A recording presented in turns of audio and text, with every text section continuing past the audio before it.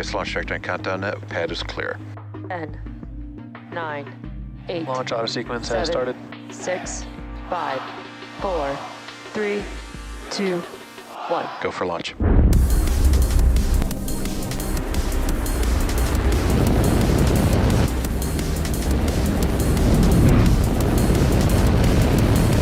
Vehicle is supersonic. Stage separation confirmed. Dragon, separation confirmed.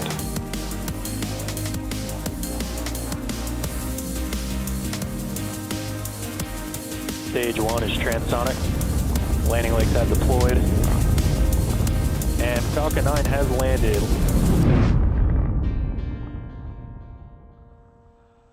Hello and welcome to our webcast coverage of the O3b mPOWER mission for our customer SES. Today's launch marks SpaceX's 190th overall Falcon 9 launch and our 58th launch of 2022. My name is Shiva and I'm a space operations engineer here at SpaceX. I'm joining you today from our headquarters in Hawthorne, California. And on your screen is a live view of our Falcon 9 awaiting its 5:48 p.m. Eastern Time launch from Space Launch Complex 40 at Cape Canaveral Space Force Station in Florida. Today we're flying the first of 5 second-generation O3b mPOWER launches, which will deliver low-latency connectivity services to mobility, telecom, government, and enterprise customers around the globe, with service scheduled to begin in the third quarter of next year.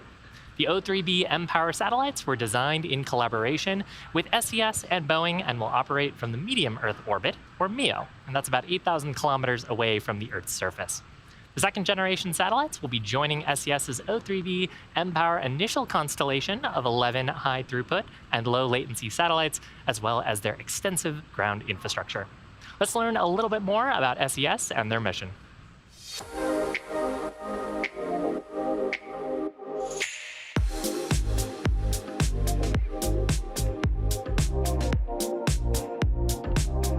It's the moment we've all been waiting for. A new era of connectivity is here. With performance above all at its core, SES's second-generation medium Earth orbit system, O3b mPOWER, offers terabit-level scale, the highest, most flexible throughput, low latency, and guaranteed reliability, making it the satellite system of choice when performance matters most. Whether it's governments looking to enable critical missions, mobile network operators deploying networks including 5G, energy companies digitalizing their operations, or world-class cruise operators offering high-speed broadband access to passengers at sea, O3b mPOWER ensures seamless operations and premium user experience wherever they are.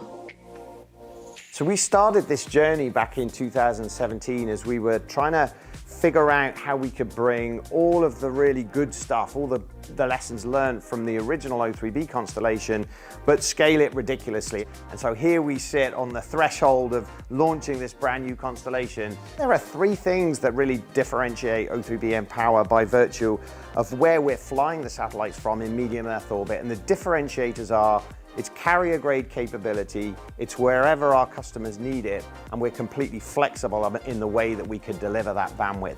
And those 3 things combined make O3b mPOWER completely unique. The first 2 satellites of our initial 11 will soon be launching into medium Earth orbit. They will join SES's current O3b system at 8,000 kilometers above the Earth's surface, building on SES's pioneering legacy of empowering businesses, governments, and communities in some of the most difficult to reach places on Earth. With O3b mPOWER, we're taking that experience even further.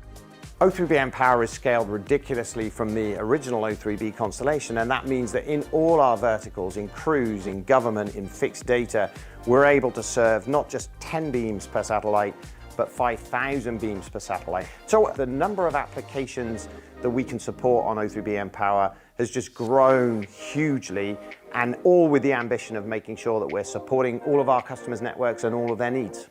O3b mPOWER's secret lies in the unique combination of the most innovative satellites, industry-leading ground infrastructure, and advanced software systems, all developed to form a future-proof network, ready to bring an extraordinary level of performance to satellite-enabled communications.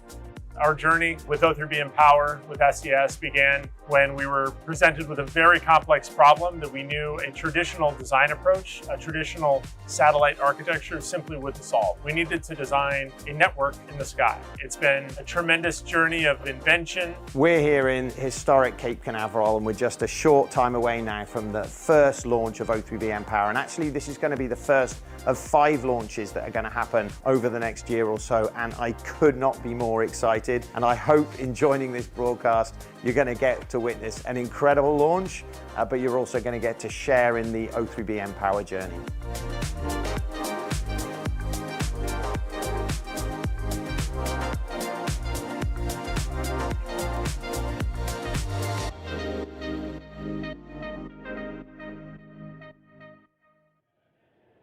We are just over 7 minutes away from liftoff, so we're going to take a closer look at the vehicle that you see on your screen. The 2-stage Falcon 9 vehicle stands 229 feet tall. That's slightly taller than a 21-story building. That bottom 2/3 of the vehicle is called the first stage, and sometimes known as the booster. Its job is to accelerate the vehicle through the Earth's atmosphere and into space, and then it will separate away from the rest of the rocket. Now, today's booster is flying for its 8th time, previously having supported cargo resupply missions 22 and 25, crewed missions 3 and 4, the Turksat 5b mission, Eutelsat HOTBIRD 13G, and 1 Starlink mission. Now, above the first stage, we have our second stage. It has a single Merlin vacuum or MVAC engine, and that ignites shortly after the stages separate. The second stage is what will ultimately carry the O3b mPOWER satellites to space. Stage 1, RP1 load complete. The satellites are safely enclosed inside the 17-foot diameter payload fairing, which is that large barrel structure at the top of the vehicle, the nose cone, right above the second stage. It's made of a carbon composite material, and it protects the satellites on their way to orbit. We'll jettison those fairing halves approximately 3 minutes and 20 seconds into the flight. Now, for today's mission, we've got 2 spacecraft on board on the second stage inside that fairing. Each payload will deploy at separate times, about 6 minutes apart from each other. There's a great view of the 2 mPOWER satellites on your screen. The fairing halves supporting today's mission are flight proven, one half having flown for its 4th time and the other having flying for its 5th time today. Now, next to the vehicle, we've got this large truss structure that's called the transporter erector. You will also hear that referred to as the TE or the strongback. We use that to roll the vehicle out to the launch pad and raise it into the vertical launch position. It also has the important role of routing the vehicle's fluids, power, telemetry, and umbilicals from the ground system to the rocket and the satellites. Now, that'll continue until Falcon 9 transitions into the final stages of the countdown when it transitions to internal power and ultimately clears the pad. At T-0, liftoff, we'll retract the TE away in order to clear the way for Falcon 9's Tanks are descent. pressing for strongback, retract. You just heard a call out there that we're beginning to pressurize the tanks on Falcon 9 in preparation for retracting the strongback. Keep an eye just below the fairing. You'll see the clamp arms of the TE. We'll start to open those around T-4 minutes and 17 seconds.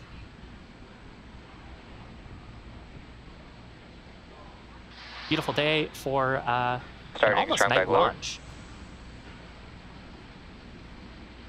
A great view there of the second stage, and above it is the first stage.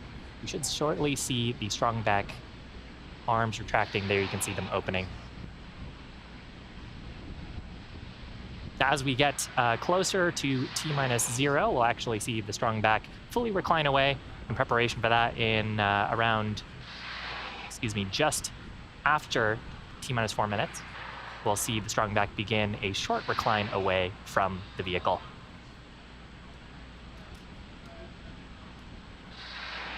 At the base of the strongback, we've got a hinge structure, and we use ground hydraulic systems to pull back the strongback to a fully reclined position that'll recline even further at the T-0 mark.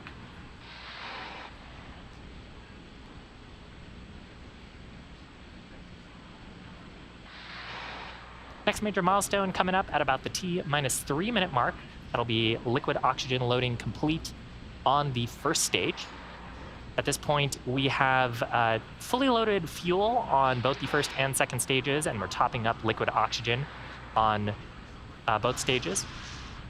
We have about 1 million pounds of kerosene fuel and liquid oxygen at launch. And we continue topping up there was a call out there for stage 1 LOX load complete. We continue topping up that liquid oxygen on the first and second stage because we loaded at an extremely cold temperature, which is much colder than the surrounding environment, and it tends to boil off. So as it boils off, we vent off some of those gases that produces those white clouds you see around the vehicle, and we keep topping it up so we can get the maximum amount of propellant and therefore performance out of the vehicle for the mission.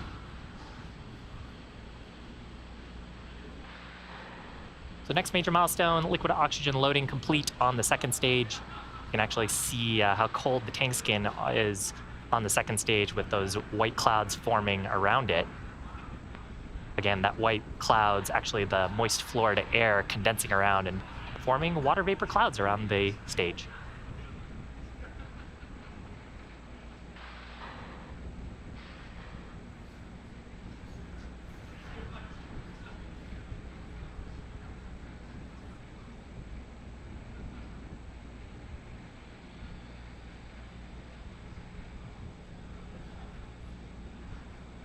Beautiful view at the Cape. We were tracking no major weather constraints today. Stage 2 LOX load complete. Call out there that LOX loading complete on the first and second stages. And that white gas cloud you're seeing is actually us venting the lines of the transporter erector, clearing out any propellant that is in the lines that is being routed to the vehicle. Launch closeouts. Next major milestone coming up at T-minus 60 seconds. That'll be when Falcon 9 transitions into startup. That means that its internal flight computers will have taken over the launch countdown. They'll continue to have control of the vehicle through the rest of the mission. At T-minus 2 seconds, we'll light those Merlin 1D engines in preparation for liftoff.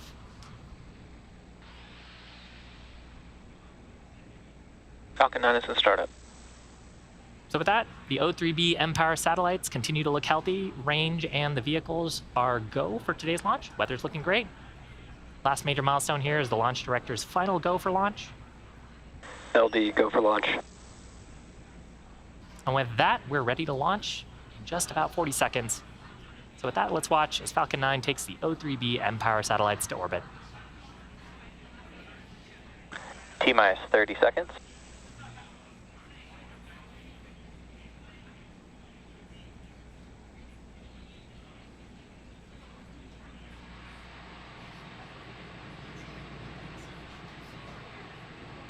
15 seconds. T-minus 10, 9, 8, 7, 6, 5, 4, 3, 2, 1. Engines full power and liftoff of SES mPOWER. Go Falcon 9, go SES.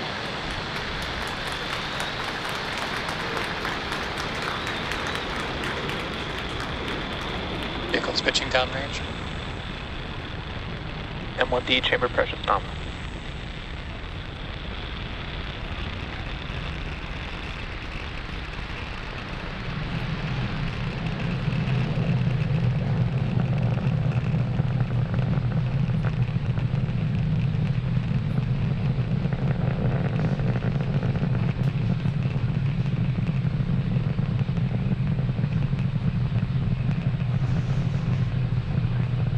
Power and telemetry nominal. Falcon 9 has successfully lifted off from Space Launch Complex 40 at the Cape Canaveral Space Force Station in Florida, carrying the O3b mPOWER satellites to orbit. And here's a great view from the first stage, looking down at those Merlin 1D engines. Now, during the ascent, we've begun tilting the engines. That's called gimbaling. And we've begun actually moving horizontally away from the launch pad in a maneuver called a gravity turn. We're still mostly going up. As you can see, the altitude is increasing. But we're also starting to go horizontally away from the pad, and ultimately it's that horizontal speed that will get us to orbit. I apologize, I just talked over the call out there from max Q. That is the point of maximum aerodynamic pressure and the highest stresses on the vehicle during the ascent.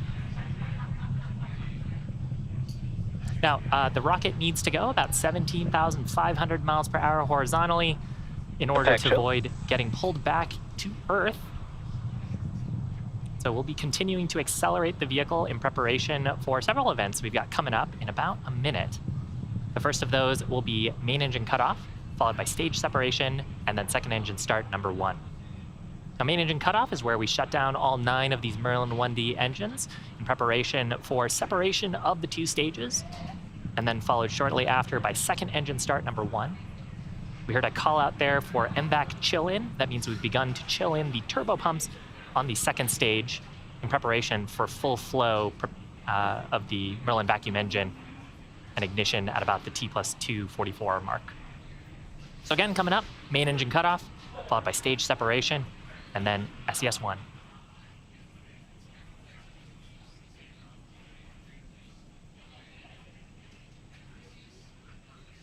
Nico. Stage separation confirmed. MVAC ignition.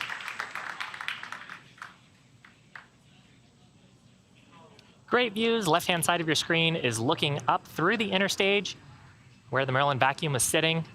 You can see that's now a first stage view of the grid fins deploying. Right-hand side of your screen is that Merlin vacuum engine having started its burn. It'll continue burning for about the next 5 minutes.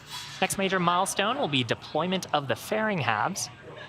Now that we're high enough in the atmosphere, we can actually jettison that mass and recover the fairing halves for use on a future mission.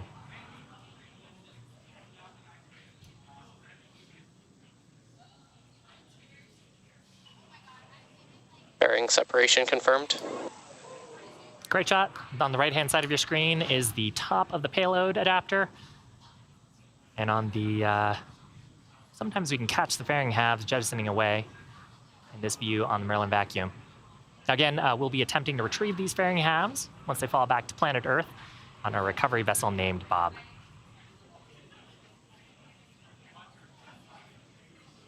If you're just joining us, welcome. Acquisition of signal, Bermuda. About T+4 minutes into today's mission, had an on-time liftoff from Space Launch Complex 40 in Florida. On the left-hand side of your screen is Falcon 9's first stage, using some attitude gas to reorient itself for its next major event, which is the entry burn. And on the right-hand side of your screen, we've got a great view of the Merlin vacuum engine on the second stage. About a little more than a minute into its first burn, and it is carrying the mPOWER O3b mPOWER satellites to orbit. We're carrying 2 today on today's mission for our customer SES.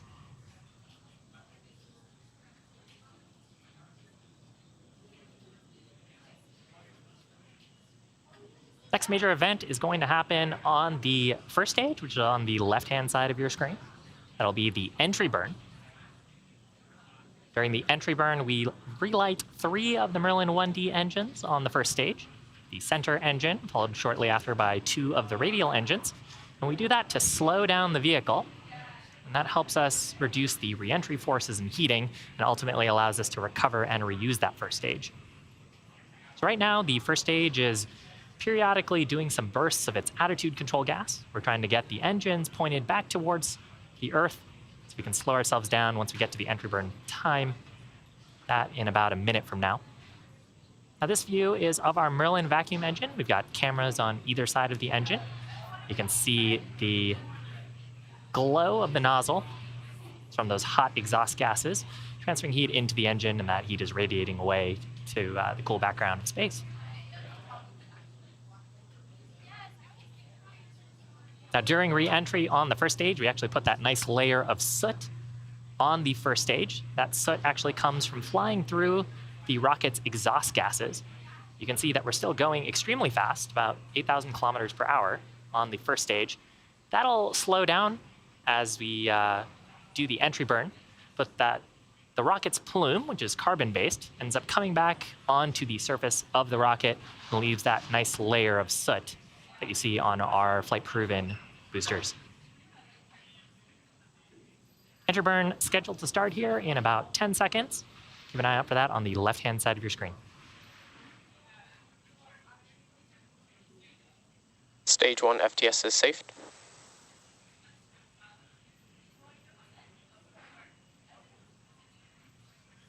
Stage 1 entry burn startup. Successful entry burn startup. This burn lasting just about a little over 20 seconds. You can see that our speed is rapidly decreasing.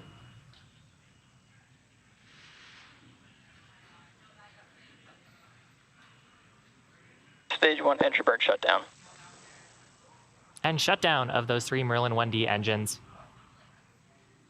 Again, we do this burn to help with reusability. And really, reusability is the key to lowering the cost of spaceflight, and that enables more investments in critical scientific research and missions like today's payload. The Falcon 9 first stage that supported today's mission will be performing its landing burn for the 8th time. It's previously supported a number of missions, including the cargo resupply missions 22 and 25, crewed missions 3 and 4, Turksat 5b, Eutelsat HOTBIRD 13, and a Starlink mission, and of course today's mPOWER mission.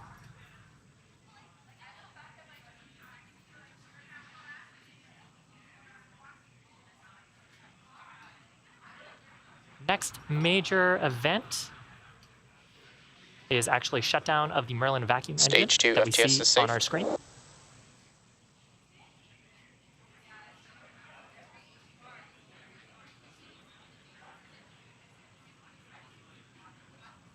Now, the Merlin engines are optimized for thrust in... MVAC shutdown. They're optimized for thrust in the vacuum of space. They actually have an extremely long nozzle compared to the Merlin 1Ds. We had our call out there for shutdown on the Nominal orbit insertion. on the Merlin vacuum engine, as well as a call out of nominal orbit insertion. Now it sounds like we're having a little bit of telemetry issues with the first stage. Should have started its landing burn at about the T plus 8 minute 24 second mark. Expected loss of signal, Cape. So the landing burn sequence, we start a single Merlin engine on the first stage. And by now, hopefully we would have landed on our drone ship. We'll see if we can get some more information from the launch team once we get telemetry back.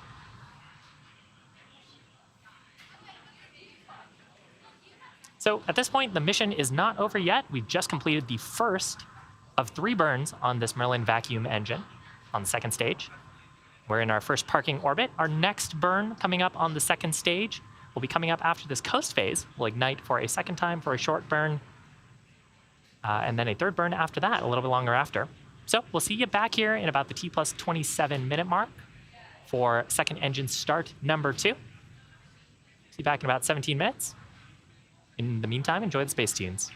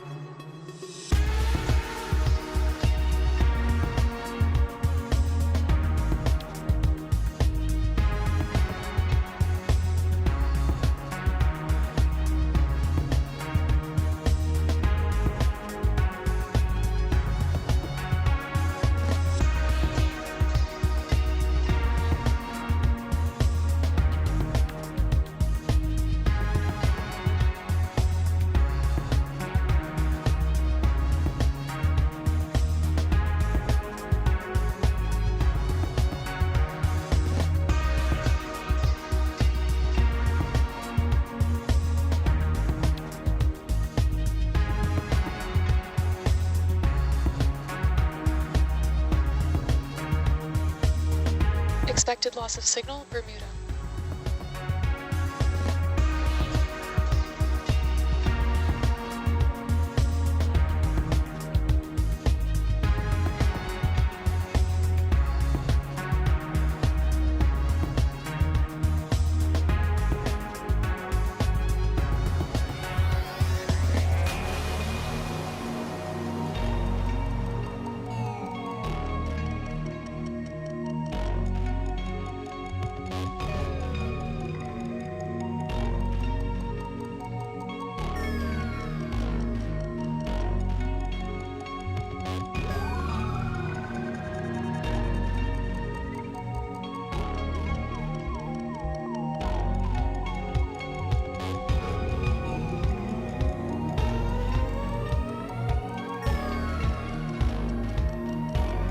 Stage 1 landing confirmed.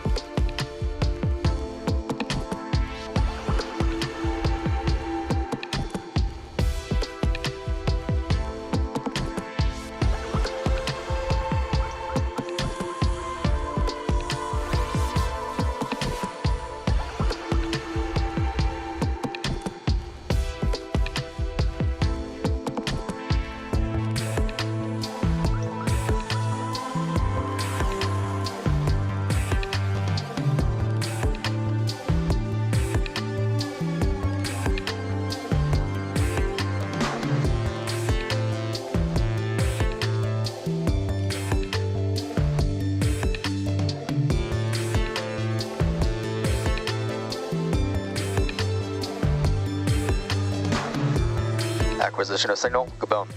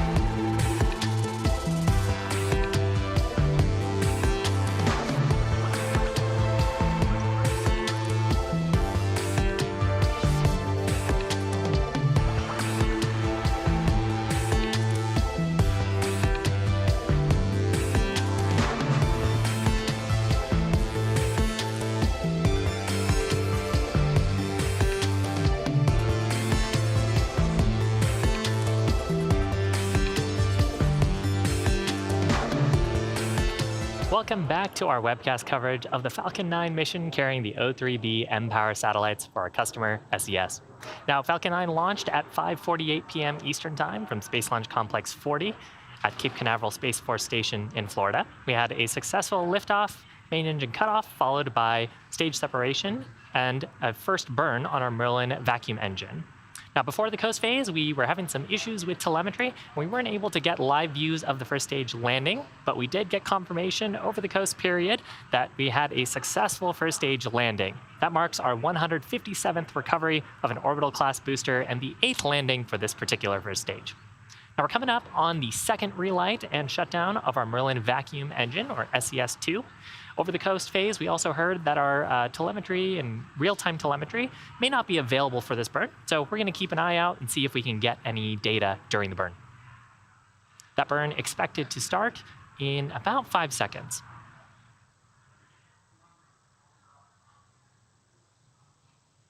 Second engine startup. So call it on the loops there for second engine start number 2. This is a 30 S2 second burn 2. 30 second burn. This is raising the apogee, or the highest point of our orbit for the mPOWER satellites.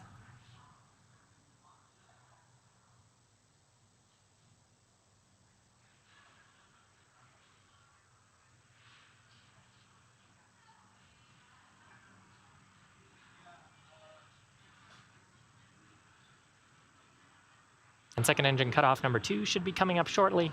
Shutdown. There's a call out from the ground operators. So we'll be taking a look at the performance of the burn to confirm that we're in the expected orbit.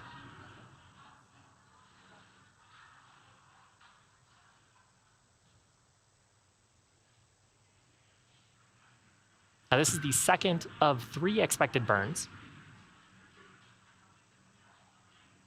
We have one more scheduled about an hour and 20 minutes from now.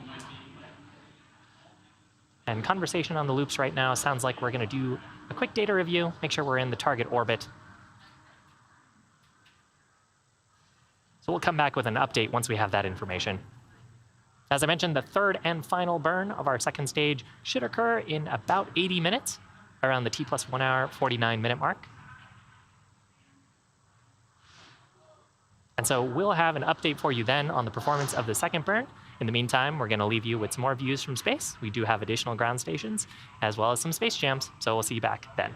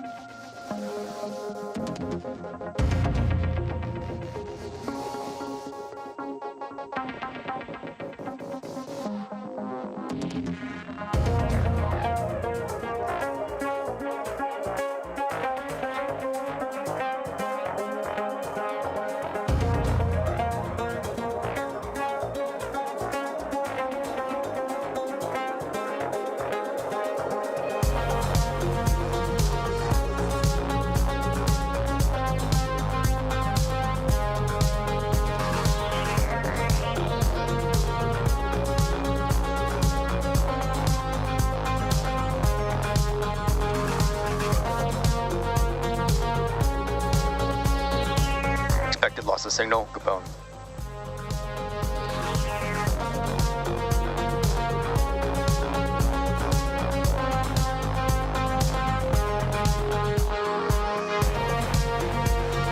Position of signal, RW stock.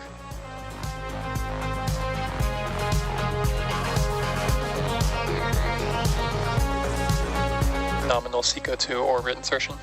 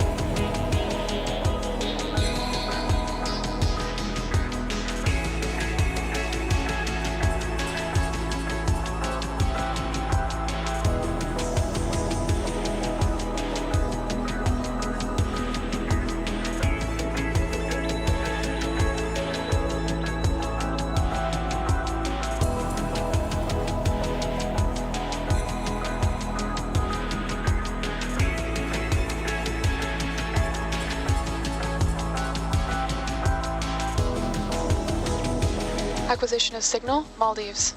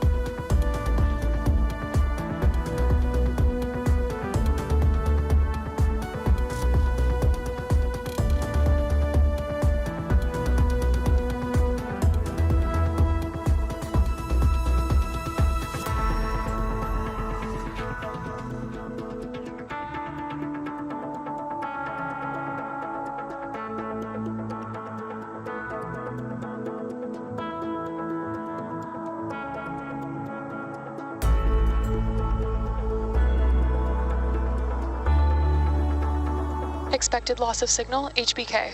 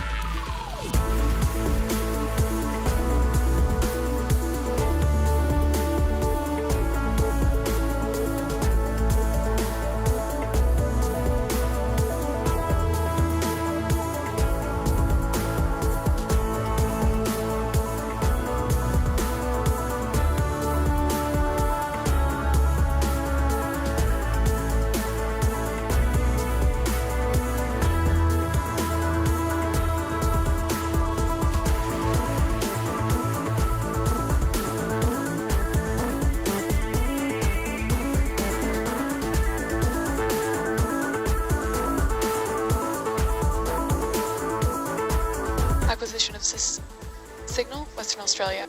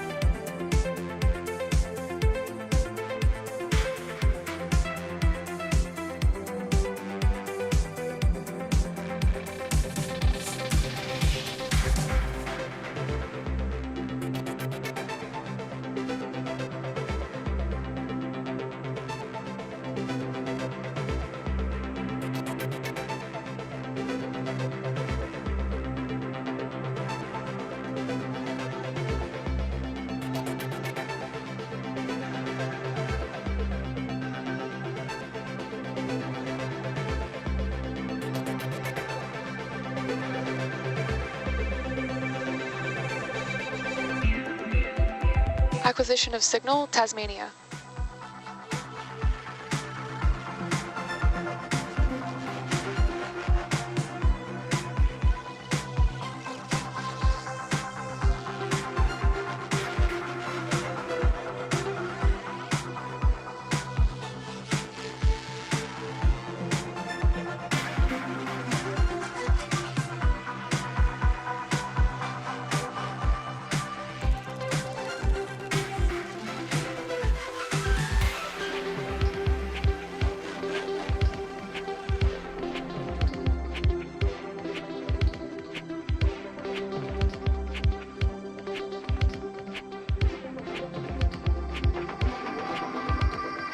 We sat there, 25th century AD.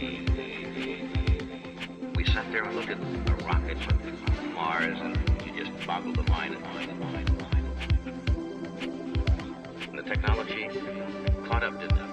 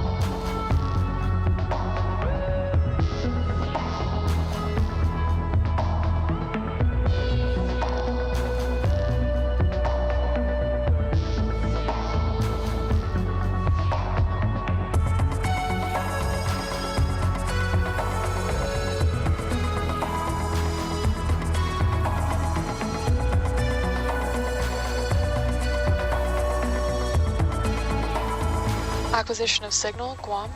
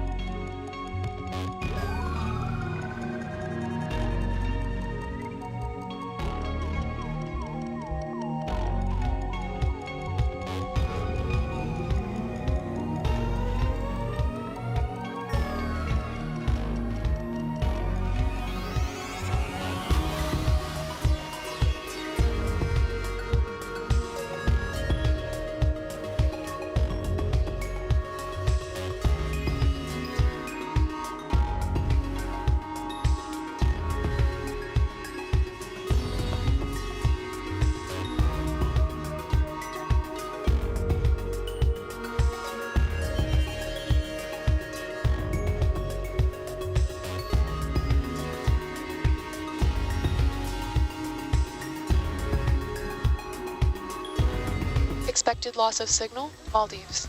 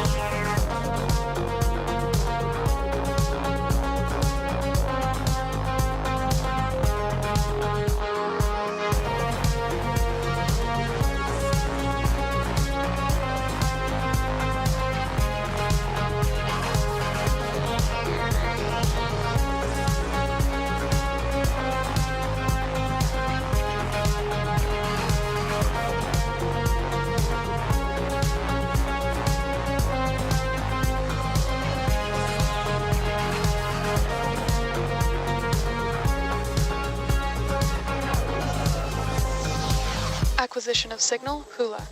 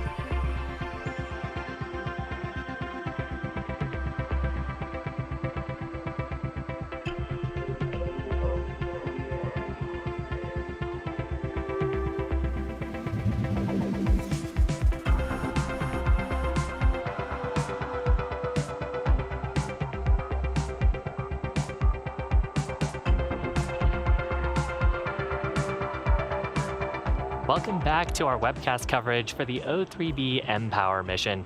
Now, so far in the mission, we had an on-time liftoff at 5:48 p.m. Eastern Time from Space Launch Complex 40, followed by successful ascent, stage separation, a first stage landing, and 2 second stage engine burns.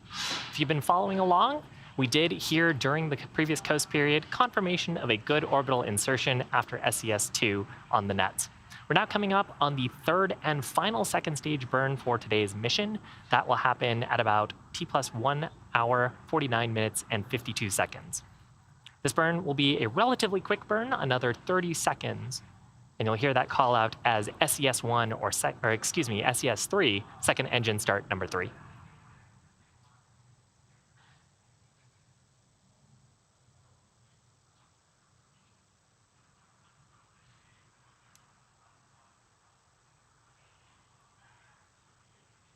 And there you can see the Merlin vacuum engine is ignited for its third time.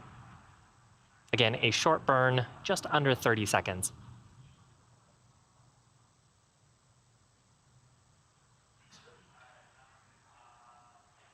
And you can see here that we're increasing the speed. Our current altitude is staying the same because we're at the highest point of our orbit. So we're raising the perigee a little bit. And with that, we just had confirmation of second engine cutoff, number 3. Nominal orbit insertion. And with that call out from the ground teams, we are in the expected orbit. Now, as a reminder, the O3b mPOWER satellites are still attached to Falcon 9's second stage. They're on the very top of the rocket. We've got the first of 2 payload deployment events happening in just about 3 minutes. Now, these 2 mPOWER satellites, the O3b mPOWER satellites, are for our customer SES.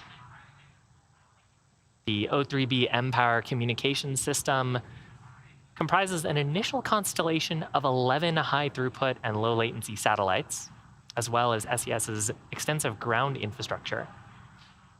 And these satellites were collaboratively designed by SES and the Boeing company.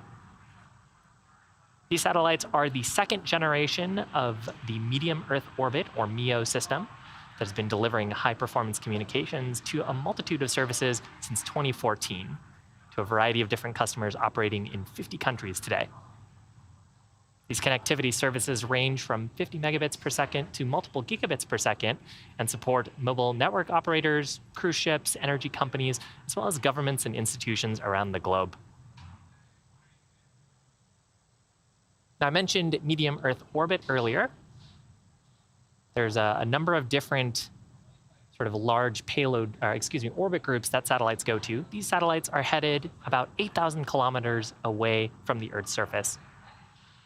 You can see right now our altitude is about 7,000 kilometers. So once we deploy these satellites, they'll have a little bit of work to do to reach their final targeted orbit. And so this is the first of 5 of these O3b mPOWER launches. It'll take them a few months to get to their target orbit, and then they'll jump into service near the third quarter of 2023.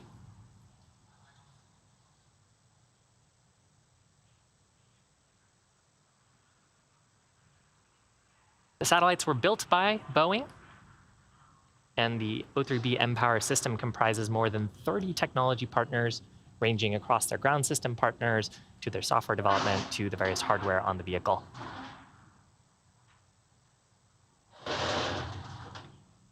So, first of 2 payload deployment events happening about 15 seconds from now. You've got a view here on the top of the second stage looking up at the satellites.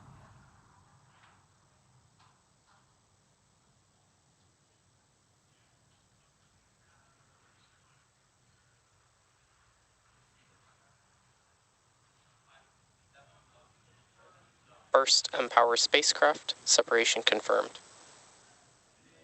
It looks like we have a confirmation via telemetry of the first spacecraft separation. Maybe we'll get a shot of it here in view. If you recall from earlier in the webcast, both these satellites are stacked on top of each other, but successful deploy via telemetry. So with that, we have one more major milestone, that is deployment of this second and final spacecraft of the SES O3b mPOWER mission for today. That deployment's scheduled to happen about 6 minutes from now, so we're going to leave you with some space views, and we'll be back shortly for final payload deploy.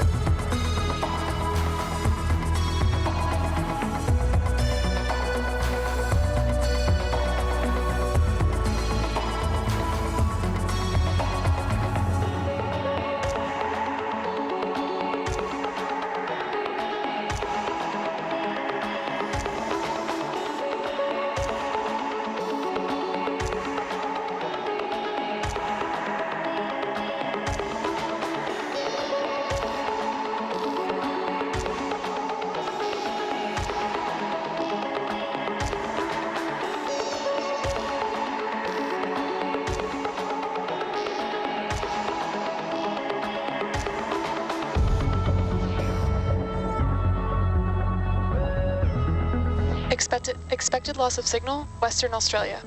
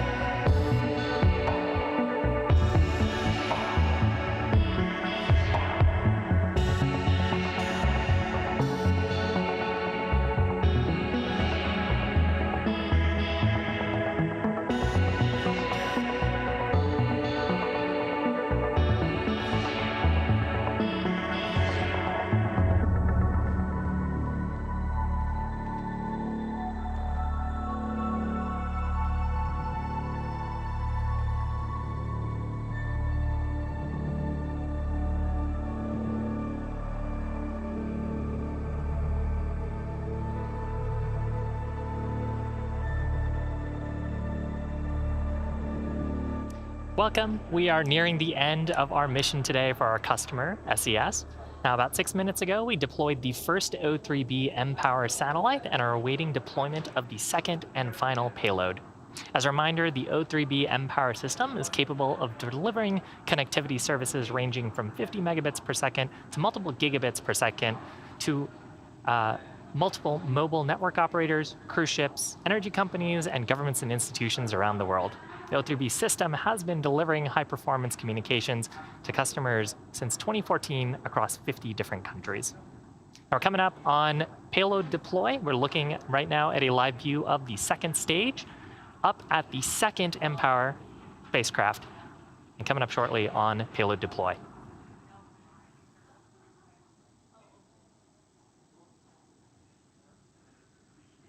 Second mPOWER spacecraft separation confirmed.